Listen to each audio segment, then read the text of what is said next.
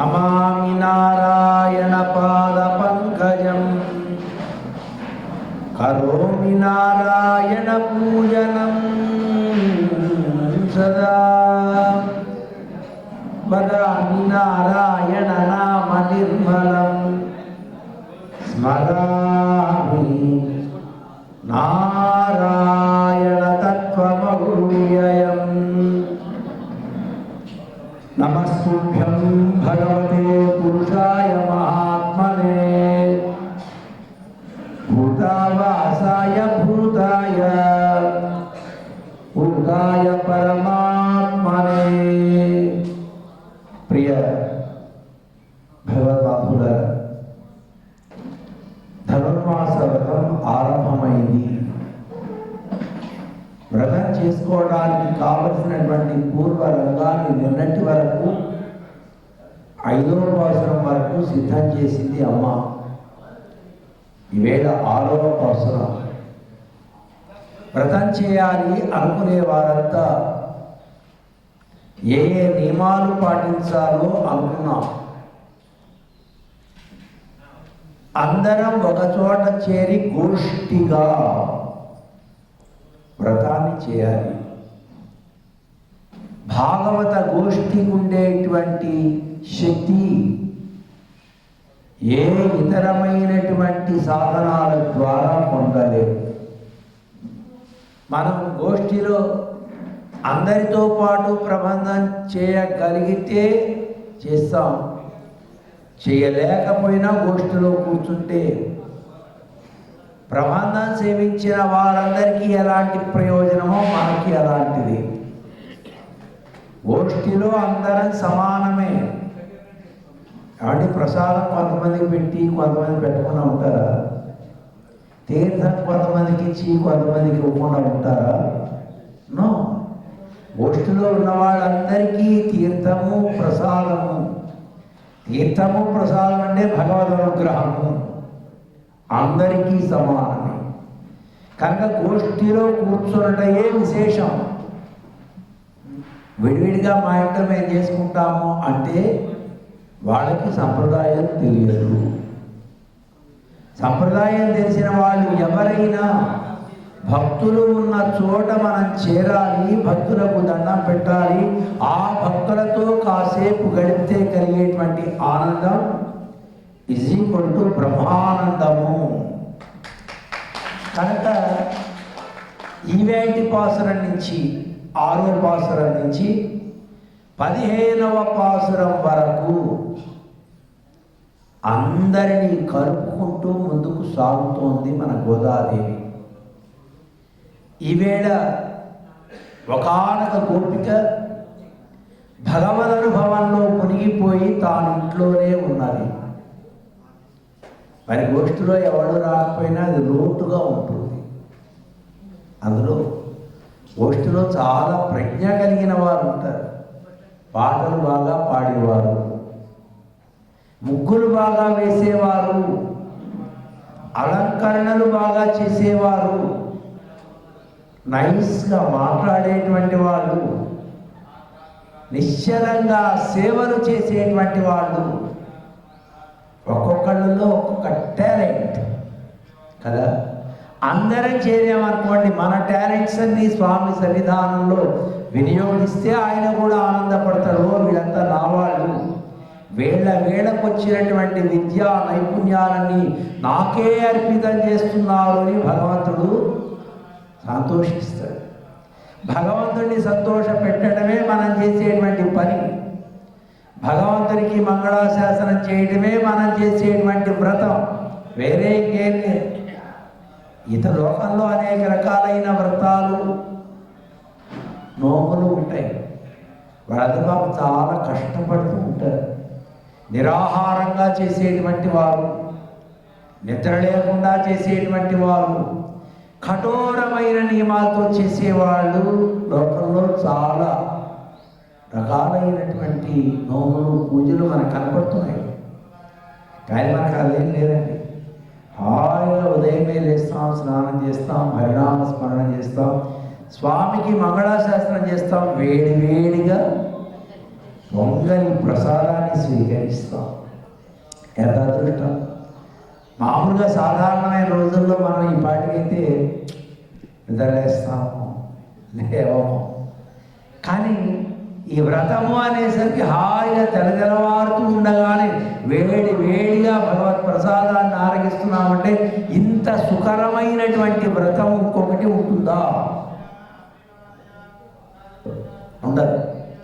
కనుక సుకరమైనటువంటి పూజ, సుకరమైనటువంటి వ్రతం అంటే బాహ్యంగా ఏ రకమైనటువంటి కఠినమైన నియమం కనపడదు. కానీ మానసికంగా నిరంతరం భగవంతుని కళ్యాణ గుణాలను అనుభవిస్తూ స్వామి విభూతికి మంగళం పాడేటువంటి అద్భుతమైనటువంటి వ్రతం.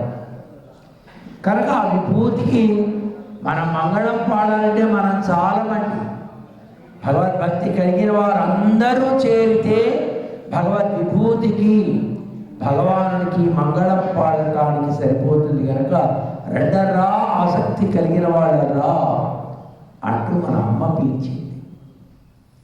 ఏ ఒక్కళ్ళు లేకపోయినా లోటే. అందుకని ఈవేళ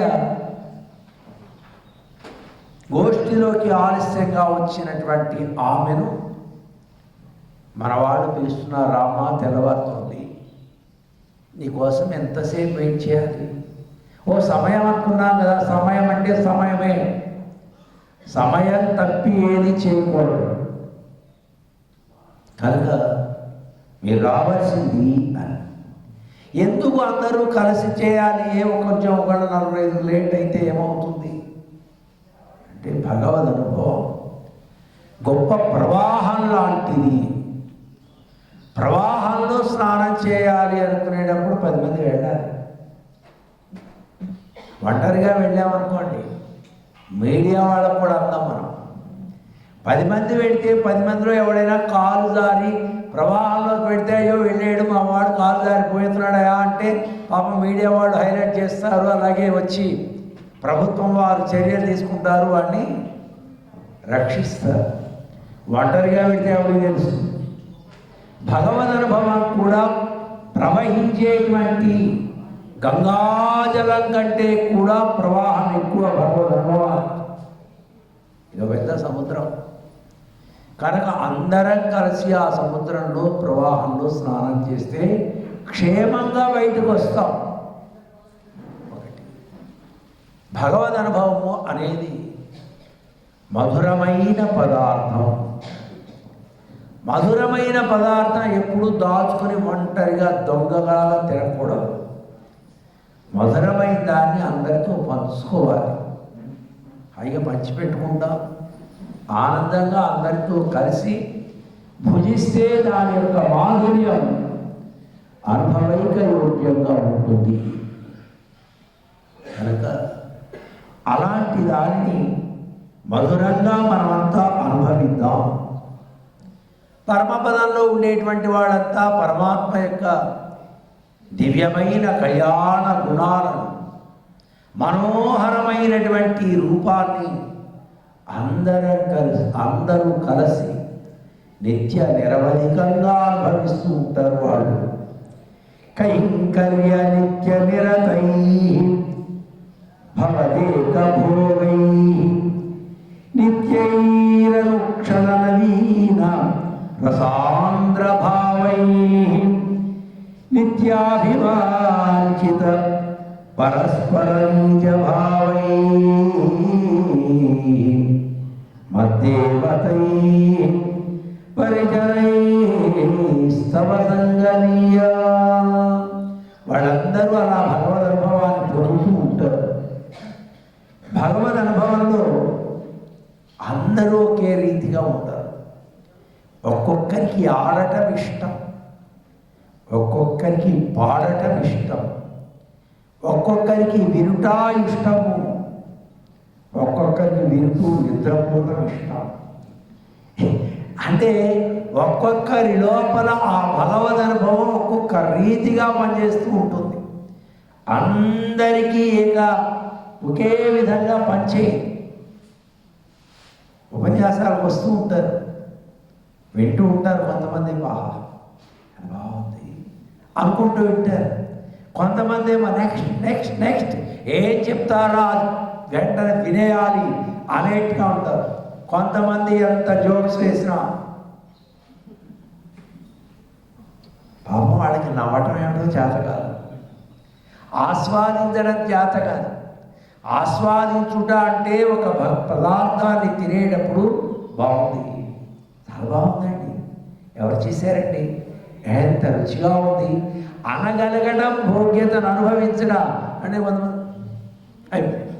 ఏమయ్యా ప్రసాదం బాగుందండి, పర్వాలేదు, ఒక మోస్తరుగా ఉందండి, ఏమిటో ఎవరి కామెంట్స్ వాళ్ళు చక్కగా ఆనందంగా చాలా బాగుందండి.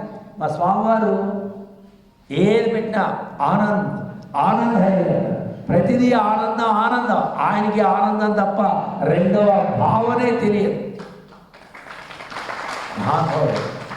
అందులో ఉప్పు లేకపోయినా, కారం లేకపోయినా, వేడిగా లేకపోయినా, ఏది లేకపోయినా ఆనందమే. ఆనందాన్ని అనుభవించడం అనేది మనస్సు పని కదా. అందుకని అందరం తినేది భగవత్ ప్రసాదమే అయినా కొందరు రుచిగా ఉందండి, బాగుందండి అని అడగకుండానే చెప్తారు.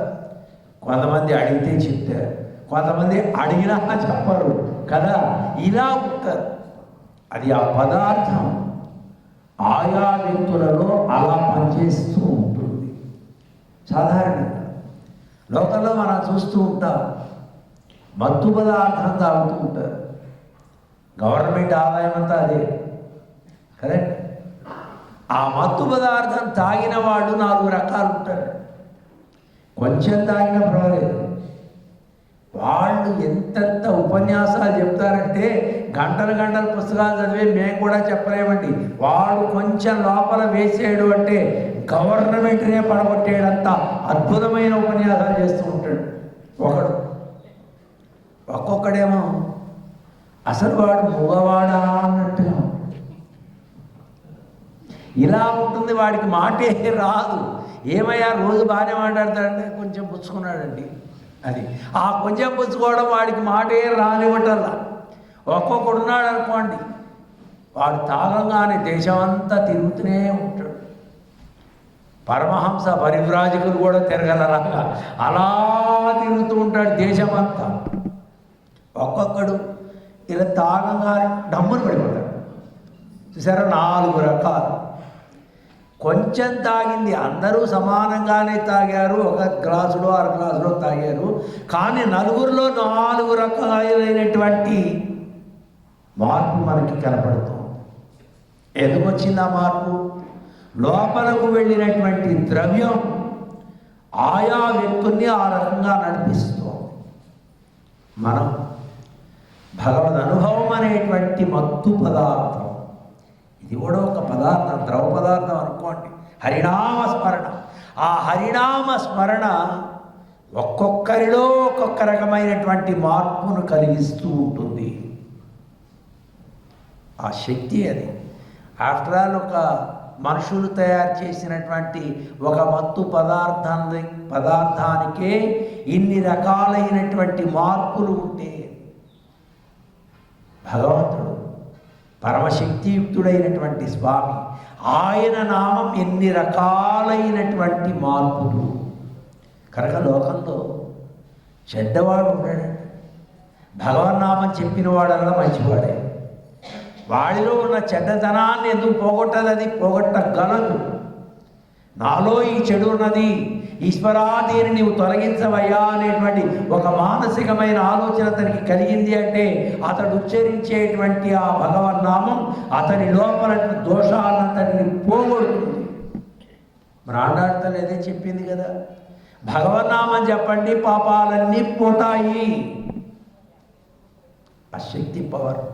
అలాంటి పవర్ఫుల్ పదార్థాన్ని మనం స్వీకరించేటప్పుడు అందరం కలిసి స్వీకరిస్తే ఎవరిలో ఏ రకమైన మార్పు వచ్చినా దాన్ని సరి చేసుకోవడానికి వీలవుతుంది.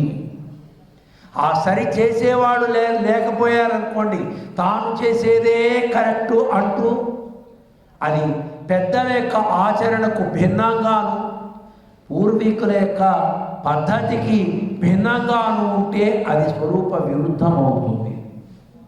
మనం చేసే పని, మన పెద్దలు ఏది ఆచరించారో, మన పెద్దలు ఏది చేశారో దానికి అనుగుణంగానే ఉండాలి.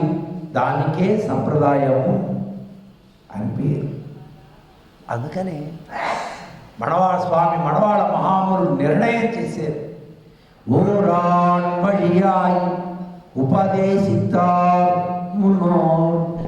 ముందుగా ఉన్నటువంటి మన పెద్దలు ఏది అయితే నిర్దేశించారో దానినే, ఆ గీతిలోనే మనం నడవాలి, ఆ మార్గాన్ని అనుసరించాలి.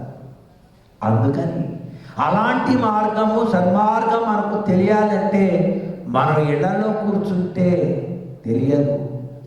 గోష్ఠిలో చేరితే, గోష్ఠిలో అనుభవం కలిగిన పెద్దలు ఉంటారు. వారి ఆచరణను, వారి సలహాలను మనం తీసుకుంటూ ముందుకు సాగవచ్చు. కనుక అలాంటి జ్ఞానాధికత కలిగినటువంటి ఒక మహనీయురాలు ఈవేళ గోష్ఠిలోకి ఆహ్వానం చేస్తున్నారు. వీళ్ళంతా సమవయస్కులు కనుక మాట్లాడుకునేది చనువుగా ఉంటుంది. ఏమా, తెల్లవారింది, నిద్ర లేవలేదేమిటి? ఇదేనా వ్రతం చేయడం? ఏమనుకున్నాం మనం? వ్రతము చేయాలి అందరం కలిసి సకాలంలో, ప్రాతకాలంలోనే నిద్ర లేవాలి, స్నానం ముగించుకోవాలి, భర్తుని వరే, ఇవన్నీ మనం ముందు మాట్లాడేసుకున్నాం కదా. తెల్లవారుతుంటే ఇంకా లేవేమిటి అడిగారు. లోపల ఉన్న ఆవిడ కాస్త కొంచెం సమాధానం చెప్పగలిగింది. తెల్లవారితే కదండి లేవాలి, అర్ధరాత్రి వచ్చి చెప్తారేంటి, మీకేం పర్లేదా అన్నది ఆవిడ. తెల్లవారితే కదా లేవడం ఏంటి, మేమందరం ఆల్రెడీ వచ్చేసాం, మేము వచ్చామంటే తెల్లవారినట్టే కదా అన్నారు. అంటే ఏమండి, లోకంలో ఎవరైనా నిద్రపోయిన వారు లేస్తే తెల్లవారినట్టు అవుతుంది, కానీ నిద్ర లేకుండా రాత్రి తెల్లవారు తిరుగుతూ ఉండి తెల్లవారింది అంటే ఎలా తెల్లవారినట్టు? తెల్లవారడానికి ఏదో గుర్తుండాలి కదా. అంటే అయ్యో, ఏ జ్ఞానము లేని పక్షులే లేచేసాయి. వాడికి ఏం వ్రతం లేదు, వాడికి ఏం శాస్త్ర జ్ఞానం లేదు, కానీ కరెక్ట్గా 4 అయ్యేసరికి అవి లేస్తాయి. అది గుర్తు కాదా? అంటే పక్షులకేం పని అండి, వాడికి పని పాట ఎప్పుడు పడితే అప్పుడు లేస్తూనే ఉంటాయి, కూర్చునే ఉంటాయి. అయినా నిద్రపోని మీరు వాటిని నిద్ర లేపారేమో అంటుంది లోపల ఉన్నటువంటి ఆవిడ. అలా ఏం కాదు. విష్ణు దేవాలయంలో, పక్షివాహనుడి దేవాలయంలో శంఖనాదం వినపడుతోంది. అది తెల్లవారినందుకు గుర్తు కాదా? శంఖనాదం చేస్తారు తలుపు తీయంగాని. శివాలయాల్లో అయితే చేస్తూ ఉంటారు.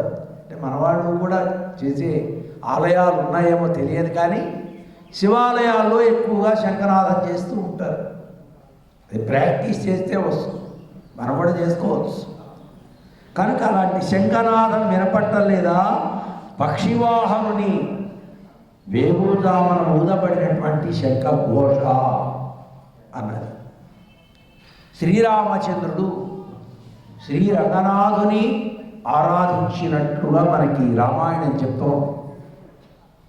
రాముని కాలంలో సహపత్యా విశాలాక్ష్య నారాయణముపాగమతు. నారాయణుని ఆలయం ఉండేదట అయోధ్యకు. రాముడు ఆ దేవుణ్ణి పూజించేవాడట. అలానే కృష్ణావతార కాలంలో పక్షివాహనుని ఆలయం. పక్షి పేరేంది, పక్షివాహనుడు ఎందుకండి? హాయిగా నారాయణ ఆలయము అనొచ్చు కదా. అంటే భగవంతుడిని చెప్పడం కంటే భగవద్భక్తుల్ని ముందు చెప్పడం చాలా, అది తెలివైన వారి పని. ప్రయోజనం తొందరగా పొందేవాళ్ళు ఎవరైనా ముందుగా భగవద్భక్తులనే ఆశ్రయించాలి. అందుకని నేరుగా దేవుణ్ణి పూజ చేస్తే మనకి పుణ్యం వస్తుందేమో కానీ మోక్షం మాత్రం రాదు. నీకు మోక్షం రావాలి అంటే గురువునే పూజించాలి. అస్మద్ గురుభ్యో నమః, అస్మత్ పరమ గురుభ్యో నమః, అస్మత్ సర్వ గురుభ్యో నమః అని గురు పరంపరకు దండం పెట్టి ఆ గురు పరంపర ఆశీస్సులు తీసుకుంటేనే భగవద్ అనుగ్రహం, లేకుంటే రాదు. అదేమిటండి దేవుడు ఎక్కువ, గురువు ఎక్కువ, ఇలాంటివి ఎన్నో ఉంటాయి. అవన్నీ అలాంటి వాదనలు పసలేని వాదనలు. ఎంతో అనుభవంతో నీకు ప్రయోజనం రావాలి అంటే నువ్వు మొట్టమొదట గురువు దండం పెట్టవయా. ఆ గురువు అనుగ్రహం తీసుకున్న తర్వాత అమ్మవారికి దండం పెట్టు. ఆ తర్వాత నీవు భగవత్ సన్నిధానానికి వెళ్ళు. ఇది అనుభవంతో పెద్దలు చెప్పిన మాట. మనం కూడా ఆ క్రమంలోకి వెళ్ళాలి. అందుకని ఇక్కడ నీకు పక్షివాహనుని గుడిలో వేగుదామున ఊదబడినటువంటి శంఖ ఘోష వినపడలేదా అన్నారు. ఎందుకోసం? పక్షివాహనుడు పరమాత్మ, పక్షి గరుడ పక్షి, గరుత్మంతుడు పరమభక్తుడు, ఆయన వేదవేద్యుడు, వేద స్వరూపుడు ఆయన. అందుకని ఆయన ఎలాంటి వాడు అంటే పరమాత్మ సన్నిధానానికి తీసుకెళ్ళేవాడు. అందుకనే ఆలయం చుట్టూ ప్రదక్షిణం చేస్తాం. మొట్టమొదట ప్రదక్షిణం చేసినప్పుడే మనం ద్వయస్తంభం దగ్గర సాష్టాంగ దాసోహం సమర్పించాలి. గుళ్ళోకి వచ్చినాక పడుకుని దండం పెట్టడం కూడదు. దేవాలయంలో పెద్దలు ఎవరున్నా వాళ్ళకి సాష్టాంగ నమస్కారం చేయకూడదు. ఆచార్యులైనా కేవలం శిరస్సు నుంచి నమస్కరించడం మాత్రమే. దేవాలయం బయటే. లోపలికి వచ్చిన తర్వాత మొట్టమొదట గరుడాళ్వారి సన్నిధిని సేవించాలి, అక్కడ దండం పెట్టాలి. ఆ తర్వాత పురుషకార స్వరూపిణి అయినటువంటి అమ్మవారికి దండం పెట్టాలి కదా, ఇది క్రమం. ఆ తర్వాత పరమాత్మ. ఈయన గరుత్మంతుడు ఎలాంటి వాడు? పరమాత్మ సన్నిధానానికి చేర్చేటువంటి పరమ కృపాళువు ఆయన. అందుకని ఆయన పేరును జ్ఞాపకం చేయడం కోసం పక్షివాహనుని దేవాలయము అని స్పష్టంగా పాసురంలో చెప్తోంది అమ్మవారు. అది వినపడలేదా? ఆ శంఖ ఘోష అంటే, ఆ ఘోష అంటారు ఏమిటండి? కొంతమందికి వినపడి కొంతమంది వినపడకపోతే అది ఘోష ఎలా అవుతుంది? మీకు వినపడిందేమో, నాకు వినపడలేదు. అంటే మీరు ఎంతసేపు గోష్ఠికి వెళ్ళాలని తొందరలో మీరు టైం చూసుకోకుండా కొట్టే వినపడి వచ్చేసిందండి, అయిపోయిందండి అనుకుంటే ఎలాగా? అంటోండి లోపల ఉండేటువంటి ఆవిడ. వీళ్ళు అన్నారమ్మా, నువ్వు చాలా వెరైటీగా ఉన్నావు, నీ వాకిట్లోకి వచ్చి తెల్లవారింది అని ఇన్ని గుర్తులు చెప్తున్నా కూడా ఇలా మాట్లాడుతున్నావు. అబ్బో, ఎంతైనా వెరైటీ, వేరు తరహా పిల్లవు అన్నారు వీడు. ఆ మాటకి ఆవిడికి చాలా ఆనందం చేసింది. ఇంతమంది పరమ భాగవతోత్తములైనటువంటి వారు పిలిచారు అని వాళ్ళ మాట వినగానే ఆవిడ మేలు పొంగింది. అయినా ఆనందంలో ఉండిపోయింది, కానీ బయటికి రాలేదు. ఇదేమిటండి, మేమింతమంది వచ్చి తెల్లవారింది అని పిలుస్తున్నా మీరు రాకుండా లోపలే ఉంటున్నారేమిటి అని మళ్ళీ మన వాళ్ళు అడిగారు. అంటే నేను వేరు తరహా పిల్లని అన్నారు కదా, మీరేనండి వేరు తరహా వాళ్ళు. అయినా తెల్లవారి ఇప్పుడిప్పుడు పొద్దునే గుళ్ళకి వెళ్ళి ఏం చేయాలి మనం? ఈవేళ ఏమిటి మన ప్రోగ్రాం? రాకుండానే లోపల నుంచి అడుగుతోంది ఆవిడ. అంటే మన వాళ్ళు చెప్పారు, పేయిములైన జుండు కళ్ళచ్చగడక్కల కయ్య కాలోచి. ఈవేళ శ్రీకృష్ణ పరమాత్మ యొక్క అద్భుతమైనటువంటి చేష్టిత. రోజుల పిల్లవాడు పూతన సంహారం చేశాడు. ఆ పూతన సంహారం చేసి తనను కాపాడుకొని లోకాలను కాపాడినటువంటి పరమాత్మ యొక్క దివ్య కళ్యాణ గుణాలను అనుభవిద్దాం అంటూ వాళ్ళ పిలవగానే లోపల ఉన్నటువంటి ఆమె గబగబా వచ్చి గోష్ఠిలో చేరింది. గోష్ఠిలో అందరూ కలిసి శ్రీకృష్ణుడు పూతన సంహారం ఎలా చేశాడో ఆ విశేషాన్ని అనుభవిస్తూ ఉన్నారు. పూతనను ప్రేరేపించాడు కంస మహారాజు. కృష్ణుడు లేకుండా చేయాలి కృష్ణుడిని అని ఓ రాక్షసిని పంపించాడు. ఆవిడ చాలా ప్రీ ప్లాన్డ్గా వచ్చింది. మామూలుగా వెళ్ళి మనం చంపాలి అని వెళితే, వాళ్ళ రాజ్యంలోకి వెళితే వాళ్ళు ఏదైనా మనని చేస్తారేమో అని ఎవ్వరికీ అనుమానం రాకుండా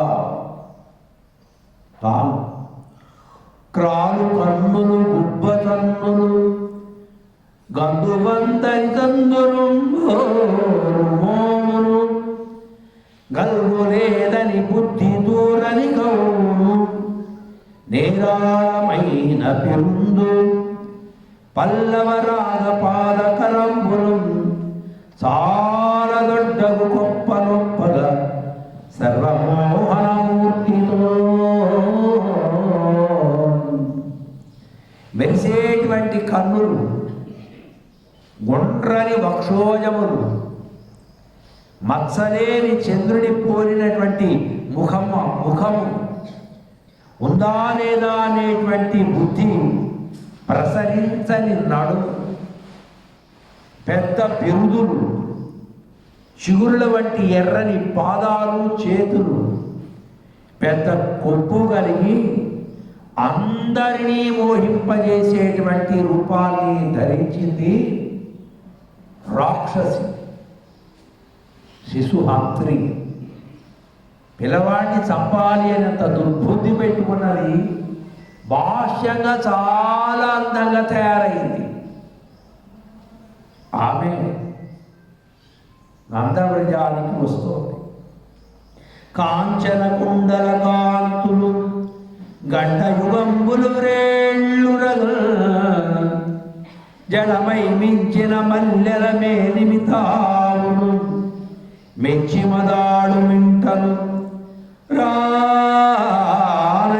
కంకణహారరుతులు శరువారగా బైవలు వంచనం నింజువదారగ నిందున నిభారణం ఏ కుమారుని ఇంటికి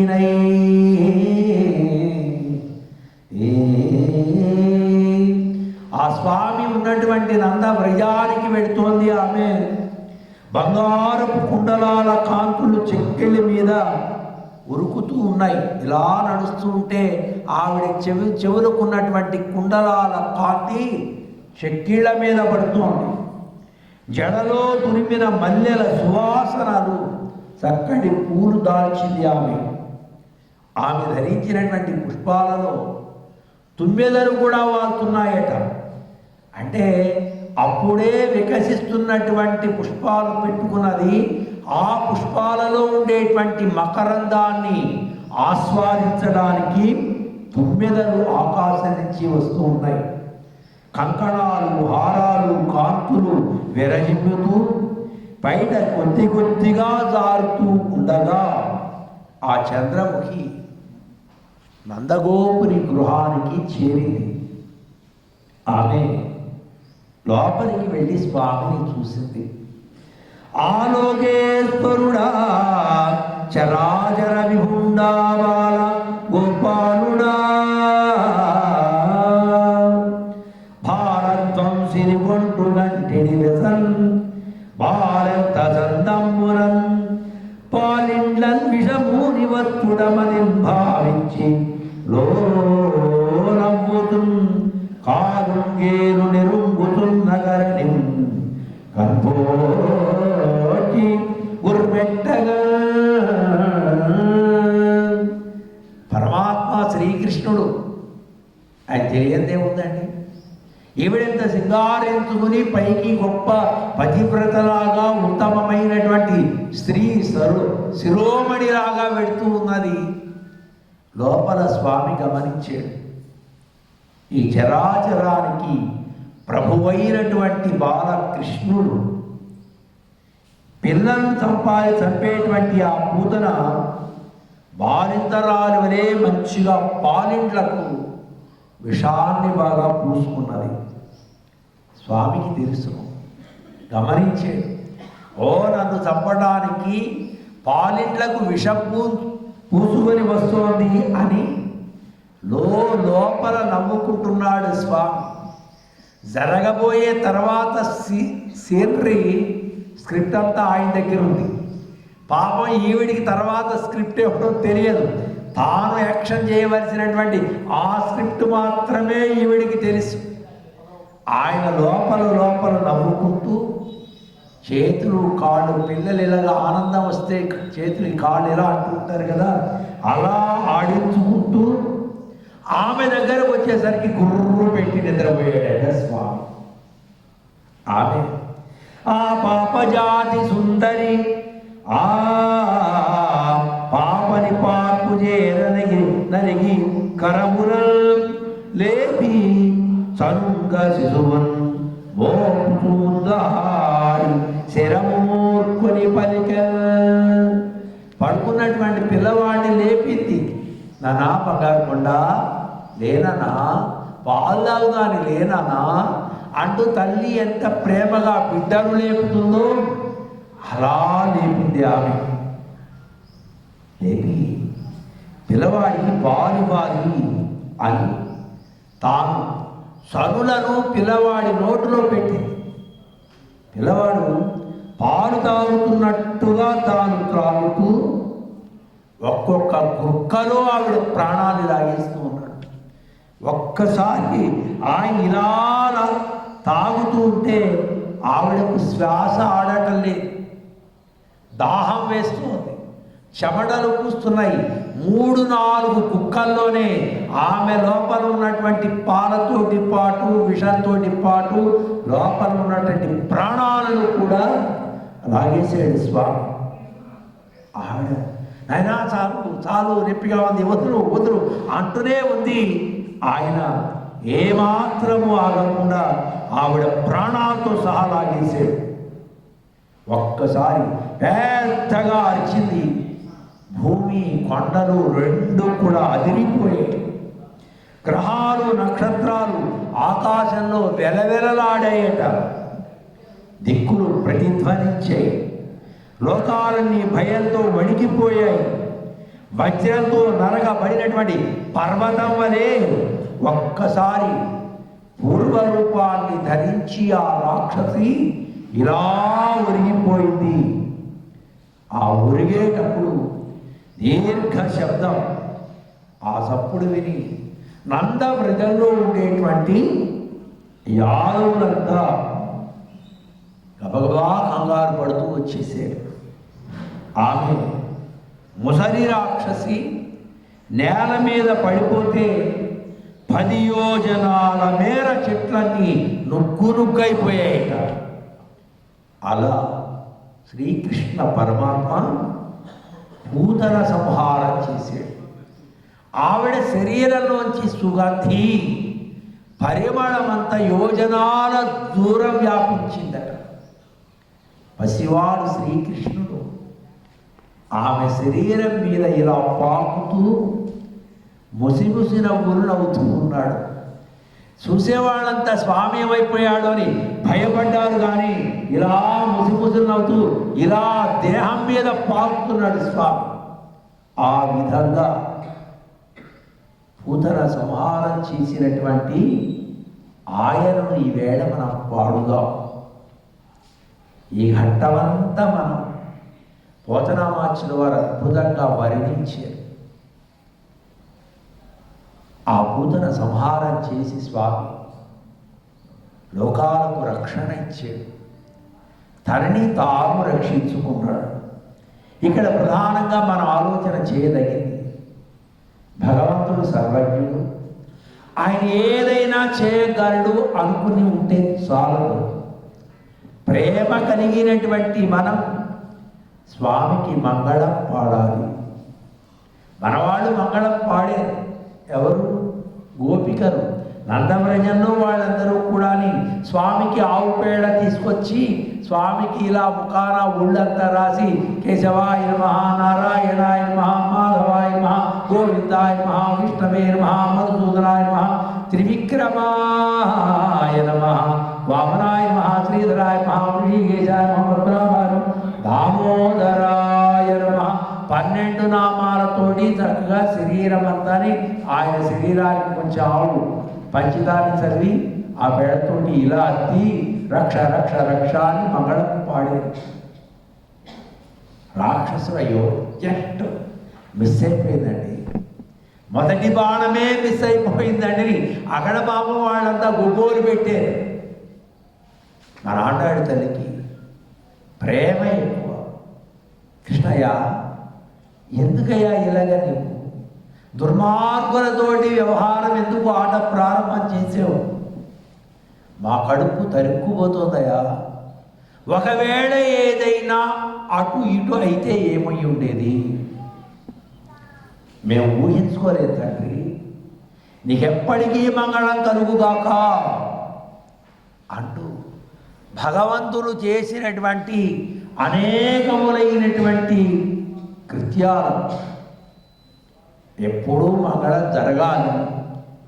చేసిన వాటికి, చేయబోయే వాటికి, చేస్తున్న వాటికి ఎప్పటికీ భగవంతునికి మంగళం జరగాలి, శుభం జరగాలి అని మంగళం పాడేటువంటి ప్రేమ. కారణం ప్రేమ అంటే అలాగే తల్లికి చాలా ప్రేమ బిడ్డల మీద. పిల్లవాడు యోగ్యుడై పెద్ద ఉద్యోగంలో ఆనందంగా ఉన్నా తల్లి అప్పుడప్పుడు బాధపడుతుంది. చిన్నప్పుడండి మా అబ్బాయికి కడుపు నొప్పి వచ్చిందండి, వాడు పాపం అమ్మా అని ఏడిస్తే తట్టుకోలేకపోయానండి అంటూ, ఇప్పుడు వాడు పెద్దవాడై ఉద్యోగం చేస్తూ వాడికి 2 పిల్లలున్నా కూడా అది తలుచుకుని ఏడుస్తూ ఉంటుంది. తల్లి అంటే అంతే. ఎందుకమ్మా అయిపోయింది కదమ్మా అంటే, ఏదన్నా ఎప్పుడూ నీకు రాకూడదు, నీవు కొంచెం నీ ముఖం వాడినా నేను చూడలేను అని జరిగిన సంఘటనలు కూడా గుర్తు తెచ్చుకొని బాధపడటం తల్లి యొక్క ప్రేమకు పరాకాష్ఠ. భక్తులు కూడా అంతే. ఎప్పుడో అయిపోయింది, పూతన సంహారం చేసేసాడు, ఈవేళ మనం ఎందుకు అనుకుంటున్నామంటే ఆ స్వామికి మంగళయో. అంత పెద్ద రాక్షసే స్వామికి ఏదైనా అయ్యి ఉంటే జరిగింది విజయమే, కానీ అయి ఉంటే అనే ఆలోచన ఎప్పుడు కలుగుతుంది? ప్రేమ ఉన్నప్పుడు ఎప్పుడు కూడా ప్రేమ భయాన్ని శంకిస్తూ ఉంటుంది. మన పిల్లవాడు చాలా తెలివిగలవాడు. వాడు బండి వేసుకెళ్తున్న వద్దురా నాన్న, బండి ఎందుకురా, అసలే రోజులు బాగాలేదురా, డ్రైవింగ్ నువ్వు బాగా చేసినా పక్కవాడు చేయడురా. ఏడమ్మా ఏమనుకుంటున్నావు? నేను పిల్లగాడు అనుకుంటున్నావా? నేను ఇంజనీర్, ఆయన నాకు అన్నీ తెలుసు అంటే వాడు. అంటే నీ మొహం ఏం తెలుసురా, జాగ్రత్తగా పెట్టరా, నేను ఎదురొస్తా అని పాప ఆవిడ ఎదురొచ్చి మంగళం చెప్పి పిల్లగాడిని పంపిస్తుంది. వాడు జన్మని ఒకే మళ్ళీ ఆ పిల్లగాడి ఇంటికి వచ్చే వరకు తల్లి గుండె కొంచెం స్పీడ్ వల్ల పడు, కొంచెం స్పీడ్ ఎక్కువైంది వీడికి టెన్షన్ కదా.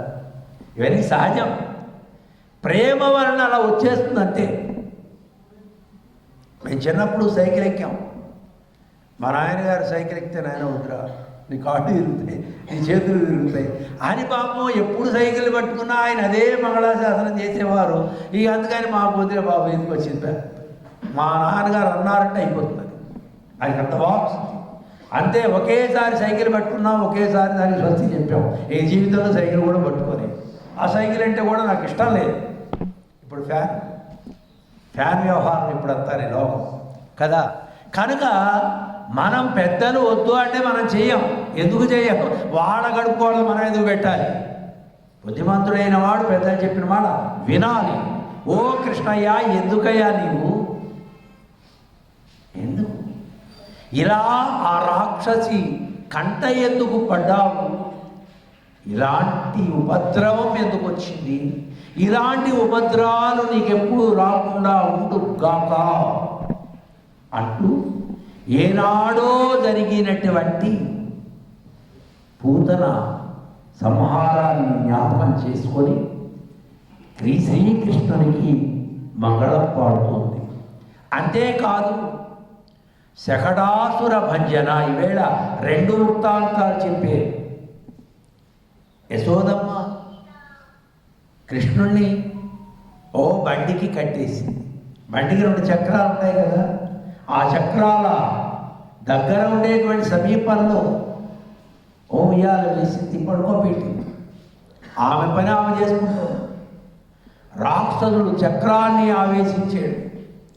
సమయాన్ని చూసి కృష్ణుని వేసేయాలి అని అలా గమనించాడు స్వామి. నిద్రపోతూనే ఉన్నాడు. ఆయన మెడుకోవచ్చు. పిల్లలు లేవగానే ఏడుస్తారు.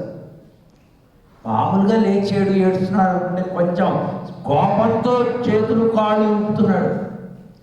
ఆ చక్రాన్ని ఆవరించినటువంటి రాక్షసుడు కృష్ణుడిపై పడబోతూ ఉండగానే స్వామి తన కాళ్ళతోటి ఒక తన్ను తన్ని ఆ చక్రాలు జాయింట్లన్నీ ఊడేటట్లుగా తన్ని ఆ రాక్షసుని సంహారం చేశాడు. అలా చేసినటువంటి స్వామికి మంగళం చెప్పాలి అని ఈవేళ మనం చేయవలసినటువంటి పని ఈ స్వామికి మంగళం చెప్పాలి. వెళ్ళత్తు అరవిల్ తుయిల్ అమరంత విత్తినై జగత్కారకుడైనటువంటి ఆ కృష్ణుడు చేసినటువంటి ఈ 2 సందర్భాలని ఈవేళ మన గోష్ఠిలో ప్రస్తావించుకుందాము అని రమ్మని పిలవటం, ఆమె లోపల గోష్ఠిలో చేరి అందరితో కలిసి ఈ 2 వృత్తాంతాలు నడిపించినటువంటి శ్రీకృష్ణునికి మంగళం పాడటం. ఆయన ఎలాంటి వాడు? జగత్కారకుడు, పరమాత్మ. ఆ స్వామి ఎప్పుడు క్షీరాబ్దిలో శయనించి ఉంటాడు. అందుకనే క్షీరాబ్దిలో శయనించి ఉన్నటువంటి స్వామి శ్రీపాదములకు మంగళం పాడుట చెప్పింది కదండి. అందుకని వ్రతం ప్రారంభంలో మొట్టమొదటి రోజున మళ్ళీ ఆయన్ని తీసుకొస్తోంది. నాగపర్యంక హృసృజ్య జగతో మధురాపురి. ఆ మధురా నగరానికి వచ్చినటువంటి వాడు పాలకడలో శయనించి ఉన్నవాడే మధురా నగరంలో పుట్టాడు. మధురలో శ్రీకృష్ణుడై ఆయన హృదయంలో ధరించినటువంటి యోగులు, మునులు వీళ్ళందరూ ఎప్పుడు కూడా భగవన్నామం చెప్తూ ఉంటారు. ఎప్పుడు ఆ సర్వేశ్వరుని సేవిస్తూ ఉంటారు. ఇందులో కైంకర్యనిష్ఠులు, గుణనిష్ఠులు. కొంతమంది గుణానుభవమే ఇష్టం. ఇక్కడ చూపుడు అక్కడ తీసి పక్కన పెట్టరు. వాడు ఎంతసేపు మైక్ ఉండాలి వాళ్ళకి. ఆ మైక్ ఉంటే పాడుతూనే ఉంటారు. కొంతమంది చదవమ్మా అంటే చదవరు. వాళ్ళు ఎంతసేపు అది ఉందామా ఇది కడుగుదామా, దేవాలయం నీట్గా ఉండాలి. వాళ్ళు కైంకర్యం చేసేవారు. గుణనిష్ఠులు. ఇలా ఇద్దరూ చేరేరు. వెండ ఎഴുందు ఆ లోపల ఉన్నటువంటి స్వామిని ఏమాత్రము ఆయనకి ఇబ్బంది కలగకుండా మెల్లగా హరినామ స్మరణతో లేస్తూ ఉంటారు. ఒకసారి నేను చెప్పి ఇలా లేవకూడదు. లోపల ఉన్నాడు కదా పరమాత్మ. అంగుష్టమాత్ర పురుష మధ్య ఆత్మని తిష్టతి అని ఉపనిషత్తు. లోపల ఉన్నవాడిని దృష్టిలో పెట్టుకునే పనినే చేయాలి. ఉదయం లేస్తూనే ఇక్కడ చేపెట్టుకుని శ్రీహరి శ్రీహరి శ్రీహరి అంటులేవారు. ఇలా లేచేస్తే ఇలా ఉన్నవాడు ఇలా మనం లేచామనుకోండి ఆయన ఇలా అవుతాడు కదా. అందుకని ప్రహ్లాదుని హరినామ స్మరణ చేయవద్దు అని హిరణ్యకశిపుడు లాలించి చెప్పాడు. వినది. భటులతోటి ఎన్నో రకాలైన శిక్షలు వేయించాడు. కొండల మీద నుంచి ఇలా పడవేసేది. పడవేసినప్పుడు కూడా అమ్మా అనలేదు ప్రహ్లాదు. హృదయే నోద్వహం హరి. ఈ హృదయం మీద ఇలా చేపెట్టుకునేవారట. కొండ మీద నుంచి ఇలా పడవేస్తే ఇలా పడినప్పుడు లోపల ఉన్న స్వామికి దెబ్బ తగులుతుందేమో అని చేయి అడ్డం పెట్టేవాడు. ఇతన్ని ఎన్ని కొట్టినా ఏ రోజు కూడా చేతులు అడ్డం ఇలా పెట్టలేదు, కుయ్యో అనలేదు, మొరలో అనలేదు, అమ్మో అనలేదు, ఏమనలేదు. శ్రీహరి శ్రీహరి శ్రీహరి. అది భగవంతుణ్ణి హృదయస్థంగా అనుభవించేటువంటి యోగులైనటువంటి వారికి ఉండేటువంటి జాగ్రత్త. కనుక గోష్ఠిలో ఉండే వాళ్ళలో యోగులు ఉంటారు, కైంకర్య నిష్ఠులు ఉంటారు, మునులు ఉంటారు, మరణశీలుడు. ముని అంటే మరణశీల. ఎప్పుడు నిరంతరం భగవన్నామ స్మరణ చేసేటువంటి వాళ్ళు. వాళ్ళందరూ కూడా పరమభోగ్యంగా ఈ నామాన్ని చెప్తూ హరినామ స్మరణ చేస్తూ శ్రీకృష్ణుడు చేసినటువంటి ఈ రెండు దిగ్విజయములైనటువంటి వృత్తాంతాలను మన వాళ్ళంతా ఈవేళ గోష్ఠిలో సేవించారు. ఇది పాసురం యొక్క భాష్యమైనటువంటి అర్థం. ఏ పని చేసినా మొట్టమొదట గురువు గారికి దండం పెట్టాలి. గురువుతోటి గురు పూజతోటే ఆరంభం కావాలి. ఆ గురు పూజ అయిన తర్వాత తల్లిదండ్రులు, అత్తమామలు, పెద్దలు వాళ్ళకి నమస్కరించి మనం చేస్తాం. ఏ పని చేసినా మన ఆనాడి తల్లి చాలా గురు భక్తి కలిగిన ఆమె. కనుకనే ఆమె ప్రబంధం కాలచక్రమునంత కాలం ఈ దివ్య ప్రబంధం ఉంటుంది. మనతోటి తిరుపావై ప్రబంధం ఆగదు, మనతోటి ఈ వ్రతాలు ఆగదు. కాలమునంత కాలం ఇలా ఈ వ్రతాలు లోకక్షేమం కోసం జరుగుతూనే ఉంటాయి. అయితే ఇది జరగాలి అని మనం అనుకోవాలి. మనం దానికి తగినట్లుగా మన పిల్లల్ని సిద్ధం చేయాలి. ఆయన కాస్త తిరుపావై చదువుకోరా అంటే, ఎందుకమ్మా ఇప్పటి నుంచి నాకు అవసరం అవుతున్నప్పటికీ ఉపయోగపడుతుంది, నేర్చుకుని ఉండు అని నేర్పాలి. మనం నేర్పితే మనతోటి పాటు వాళ్ళని చేయిస్తే కొంతకాలం మధ్య సమయంలో వాళ్ళకి కుదరకపోయినా మళ్ళీ చివరి సమయంలో మా అమ్మ చదివించింది, మా అమ్మ చేసేది, మా ఇంట్లో చేసేవాళ్ళు అంటూ ఆ క్రమం మనం నేర్పడం మన ధర్మం. వాళ్ళ ఇష్టం వాళ్ళు ఎట్టబోతే మనకెందుకు? మనం మంచిగా చూడాలి, మనం సంపాదించాలి, వాళ్ళకి ఇవ్వాలి. ఎంతసేపు ఇదే ధ్యాస. నువ్వు సంపాదించి నీ పిల్లలకే ఇస్తావు కానీ ఊళ్ళో వాళ్ళకేమి ఇవ్వరు ఎవరైనా. ఆ ఇచ్చేటప్పుడు మనం ఇచ్చేటువంటి సంపదతోటి పాటు మనం అనుభవించేటువంటి భగవన్నిష్ట, మనం ఆచరించేటువంటి ఆచారము, సంప్రదాయము, ఇవన్నీ కూడా వాళ్ళకి వివరించి చెప్పి, నాయనా ఇలా చేసుకో, నీ జీవితం సుభిక్షంగా ఉంటుంది అని చెప్పాలి. ఇది మన బాధ్యత. వాళ్ళు వినరండి, వింటారండి. చెప్పగానే వినేస్తే మనంతా చాలా బుద్ధిమంతులు అయ్యేవాళ్ళం. మనం విన్నాము, మన తల్లిదండ్రుల మాట వినలే. మా అమ్మగారు పోరగా మేము ప్రబంధం నేర్చుకున్నాం. ఆ రోజు కూర్చోబెట్టి మధ్యాహ్నం చెప్పేది. తిరుపావై చెప్తూ ఉంటే అసలు పలకడమే వచ్చేది కాదు. 10 రోజులైనా పలకడమే రాలేదు. పాప ఆవిడ ఒక రోజున ఎంత దుఃఖపడిందో, ఈ బిడ్డలా బాగుపడతాడు, తిరుపావే రాదు అని బాగా ఏడ్చింది మా అమ్మ.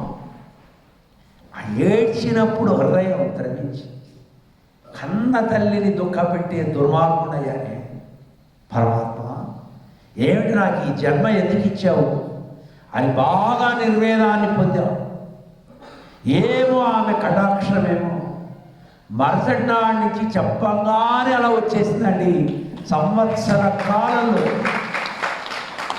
4000 దివ్య ప్రబంధం అయిపోయింది. 1 సంవత్సరంలో 4000 చదువుతుంటే మా అమ్మగారు ఎంత ఆనందపడేవారు. మళ్ళీ మరుసటి సంవత్సరంలో ప్రబంధం మీద మేము ఉపన్యాసం చెప్తూ ఉంటే ఆమె పొందినటువంటి ఆనందమే ఈవేళ మేము అనుభవించేటువంటి ఈ ప్రచారానికి నాంది అయింది. పెద్దల దీవెనంత బలంగా ఉంది. మన పిల్లలకి మనం అంత దీవించి చెప్పాలి. వాళ్ళు వినరు, చెప్పంగానే వినరా పోమ్మా అంటారు. వాళ్ళు అలాగే అంటారు, మనం ఇలాగే చెప్తాం. ఇలా చెప్తూ ఉంటే ఎప్పటికో కొన్నాళ్ళకి మా అమ్మ చెప్పినప్పుడు వినలేకపోయాను. ఎలాంటి వాడికైనా చివరి దాకా తల్లే గురువై ఉంటుంది. మనకి 90 ఏళ్ళు వచ్చిన అమ్మ జ్ఞాపకం వస్తుంది. అది అమ్మకుండే ఒక ప్రత్యేకత. కనుక తల్లిదండ్రులం మనం మన సంప్రదాయాన్ని స్థిరంగా కాలచక్రం ఉన్నంతకాలం సాగాలి అని కోరుకునేటువంటి సంప్రదాయం. అందుకనే మనం తెల్లవారుతూనే పల్లాండు పల్లాండు పల్లాయిరత్తాండు పలకోటి నూరాయిరం మల్లాండది తోల్మడివన్నా సేవడి సెప్పి తిరుకాపు అంటూ భగవంతునికి మంగళం పాడతాం. మనం పాడితే చాలండి, మన పిల్లగాడు పాడాలి, మన మనవాళ్ళు పాడాలి, ఆ మనవాళ్ళకి మనవాళ్ళు పాడాలి. మన ఇంట్లో ఆరాధన ఎప్పుడు అలా ఉండాలి. ఇది విశాలమైనటువంటి భావం. దీంట్లో అనుభవించే ఎప్పుడైనా ఐశ్వర్యం అనుభవించేవాడు నా బిడ్డలు కూడా అనుభవించాలనే కోరుకుంటాడు కదా, సహజమే. మనం అనుభవించేటువంటి ఈ శ్రీ వైష్ణవ శ్రీ పరంపరగా సాగాలి. అలా సాగటానికి మంగళాశాసనం నేర్పినటువంటి పెరియాళ్వార్లను ఈవేళ మన ఆండాళ్ళు తల్లి స్వామిని ప్రబోధిస్తోంది. ఆచార్యవర్య గోష్ఠిలోకి ఇచ్చే మీ అనుగ్రహం భగవత్ కైంకర్యం కోసం ఉన్నటువంటి భక్త జనావళులందరికీ మీరు అనుగ్రహించండి. మొట్టమొదటి రోజునే పెరియాళ్వార్లు చెప్తాం. ఆళ్వార్లందరిలో ఆయన పెరియా పెద్ద. వాస్తవానికి ఆయన పెద్ద కాదు. మొదలాళ్వారు పొయ్యి పూదంత పెయి, ఆళ్వార్లు పెద్దవారు. కానీ వీరిని పెద్ద చేశారు. ఎక్కడ ఎందుకు చేశారు? వీరికి ఉండేటువంటి జ్ఞానము, వీరికి ఉండేటువంటి భగవత్ ప్రేమ చాలా నిండైంది కావడం చేత వీరికి పెరియాడు. మనం మా స్వామివారిని మేము అంటూ ఉంటాం, చిన్నజీయర్ స్వామి అంటారు. ఆయన చిన్నజీయరా? పెద్ద జీయరు. ఆ పెద్దని ఎంత పెద్ద అన్నా కూడా తక్కువే. విశ్వవిఖ్యాత యతి సార్వభౌముడు ఆయన. మా స్వామివారిని మేము అలానే పిలుస్తాం. మా స్వామి ఏం ప్రతిసారి అలా అంటారేంటి మీరు? మీరు నిజంగా అంతే కదండి, నేనే కొత్తగా అనలేదు, అదేం పొగడ్తగా ఉన్నది. విశ్వానికంతటి యతీనాం యతి, సన్యాసులందరిలో శ్రేష్టమైన, కానీ పేరు మాత్రం చిన్నజీయరు. చిన్నజీయరు. ఆయన చిన్న విభువత త్రివిక్రముడు అంత పేరు కలిగినటువంటి మహనీయుడు ఆయన. త్రివిక్రమ దేవుడే కదా. అలా వారికి ఉండే జ్ఞానము, వైరాగ్యము, భగవత్ ప్రేమ, భగవత్ కైంకర్యం ఆ స్థాయిలో కూర్చోబెట్టింది. అలానే ఆళ్వార్లలో పెరియాళ్వారు. పెరియాళ్వార్ల ప్రబంధంలో పూతన సంహారాన్ని తలుచుకొని పెరియాళ్వార్లు దుఃఖపడేవారయ్యో, ఎంత దుర్మార్గం, ఎంత దుర్మార్గం! పసివాడి మీద ఇంత ఘాతుకమా? పసివాడిని సంహారం చేయడానికి ఇంత ప్రీ ప్లానా? వక్షోజములకు విషాన్ని రాసుకుని వెళ్ళి ఎంత దుర్మార్గం అండి! తలుచుకుంటేనే భయం, తలుచుకుంటేనే బాధ, తలుచుకుంటేనే దుఃఖం. అనుభవించినటువంటి వారు మన ఆళ్వారు. మనం కేవలం కథగా వింటాం. చెప్పేవాడు మంచిగా పద్యాలు బాగా చదువుతూ ఉంటే బాగుందండి అంటారు తప్ప లోపల బాధ కలగదు. ఆ బాధ ఎవరికి కలుగుతుంది? భగవత్ ప్రేమ పూర్ణంగా ఉన్నటువంటి వారు. పద్యవంతంగా చదివారా, చెప్పేటువంటి కథకుడు బాగా చెప్తున్నాడా అనేటువంటి చూడరు, కానీ ఆ కథాంశంలో ఉండేటువంటి ప్రీతి, కథానాయకుడి యొక్క వైభవాన్ని తలుచుకుని, ఓ స్వామి నీకే ఇన్ని ఇబ్బందులు వస్తున్నాయా తండ్రి జగత్కారక అంటూ భగవంతుని తలుచుకుంటూ ఆయనకి ఏర్పడినటువంటి ఉపద్రవం తొలగిన మాట మర్చిపోయి ఉపద్రవాన్నే గుర్తుపెట్టుకొని స్వామికి అలాంటి ఉపద్రవాలు ఎప్పటికీ కలగకుండా ఉండుగాక అని మంగళాశాసనం చెప్పేటువంటి పరమ ప్రీతి కలిగినటువంటి భగవద్ భక్తి, మెండైన భక్తి కలిగినటువంటి వారు ఆళ్వారు. ఆ ఆళ్వార్ల గోష్ఠిలో ఉన్నటువంటి 12 మంది ఒకటే తీరు. ఇందులో ఒకరు ఎక్కువ ఒకరు తక్కువ లేదు. కానీ పెరియాళ్వార్లకి భగవంతుడిని స్తుతించడం కంటే మంగళ పాటల్లోనే ఎక్కువ ప్రీతి కనుక మంగళాశాసన నిష్ఠుడు ఆయన అని ఆయనకి అగ్రతాంబూలం ఇచ్చి పెరియ ఆళ్వార్, పెద్ద ఆళ్వార్లు అని చెప్పారు.